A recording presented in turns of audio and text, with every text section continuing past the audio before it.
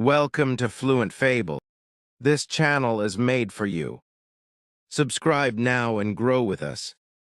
Part 1. The Broken House. My name is James. I was born in a small town where people worked hard, but life was not easy. My father was a mason. He built houses for others, but we lived in a broken one-room house, with walls full of cracks and a roof that leaked. When it rained, I was 10 years old. When I first asked him, "Dad, why don't we fix our house?" He smiled and said, "We will, James, one brick at a time." Those words stayed in my heart. At that time, I didn't understand what he meant. But now I know. He was not only talking about the house. He was talking about life. My mother cleaned homes in the city. She left early and came back tired. Still, she made sure I had warm food and a hug every night. We didn't have much, but we had love. My parents taught me to be honest, kind, and strong, even when life felt weak.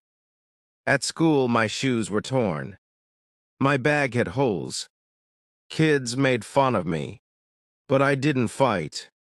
I just listened, smiled, and kept studying. I always told myself, "James, this is not the end. It's just the beginning."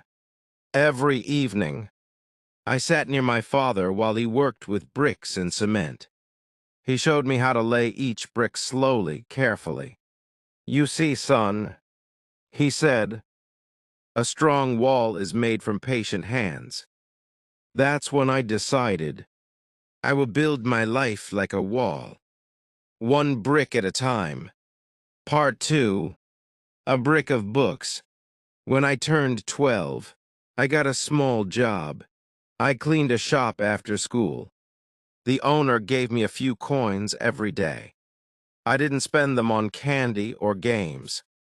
I saved every coin. My dream was to buy books. Books were my second home. I loved reading. Stories about great people, hard workers, and big ideas.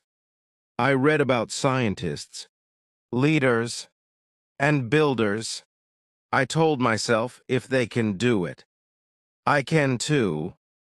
At night, when everyone slept, I studied under a small lamp. Sometimes I was sleepy, sometimes I was hungry, but I kept going, one page after another, one brick of knowledge every night. My parents saw my efforts. They didn't have money for big gifts. But one day, my father gave me a notebook. It was old but clean. He said, "Write your dreams in this." I held that notebook like treasure. In school, my marks started going up. Teachers noticed me. One kind teacher, Miss Laura, gave me extra books. She also helped me learn big words. I was quiet, but inside, I was growing stronger. I was still poor. I was still wearing old clothes. But in my heart, I was building a strong wall, one brick at a time. Part 3. Storms and Strength. When I was 16, a big storm hit our town. Many houses broke. Trees fell. Our small home was badly damaged. The roof fell. Rain came inside. We had no dry place to sleep. My father hurt his leg. He could not work. My mother started working 2 jobs. I worked more hours too. We were tired, but we didn't give up. That year was hard. We ate very simple food. Some nights, we only had bread and water. But I told myself, this is just one more test. I must keep going. Even when I was sad, I studied. Even when my shoes had holes, I walked to school. Even when people said, He won't make it. I smiled and kept quiet. I believed in effort. I believed in bricks. One evening, I saw my mother crying in the kitchen. She thought I didn't see. That night I made a promise. I will give her a better life. I will rebuild our home. I will succeed. I started tutoring small kids for money. I helped them with math and reading. The money was not much, but I saved every coin. I also learned that helping others gave me more power. I didn't build my life in a day, but I kept building, one brick at a time. Part 4.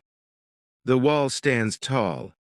When I was 18, I passed school with top marks. My teachers were proud. My parents cried. But college was still a dream. We had no money. Then one day, something good happened. Miss Laura, my old teacher, helped me apply for a scholarship. I wrote my story. I shared my dreams. After some weeks, I got the letter. I was selected.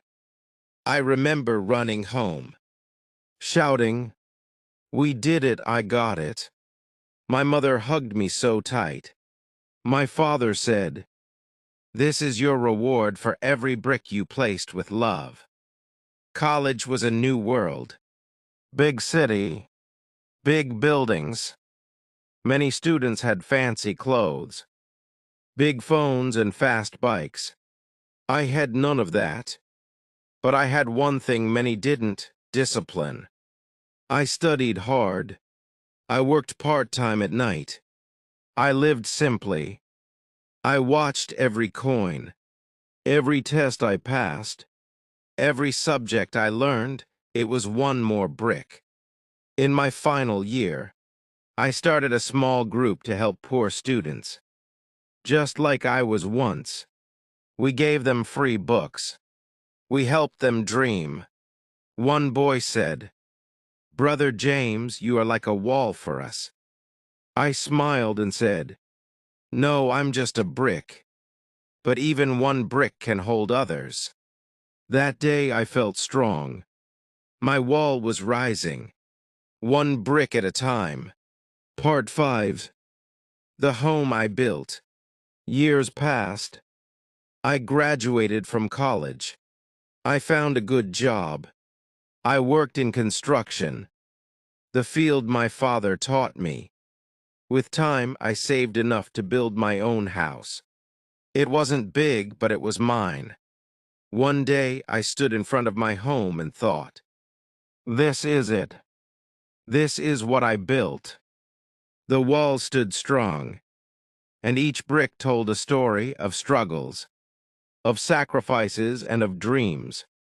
But I didn't build it alone. I had my parents, my friends, and those who helped me along the way. I went back to my village and fixed my father's house. He smiled when he saw it. "You kept your promise," he said. My mother, holding her tears, said, "You've given us a home." But I knew that my true reward wasn't the house. It was the journey. It was the way I built my life. One brick at a time. Today, I help others like I was helped. I teach young people, especially those from poor backgrounds, that they too can build their dreams. I tell them, don't rush, don't worry. Just focus on one brick.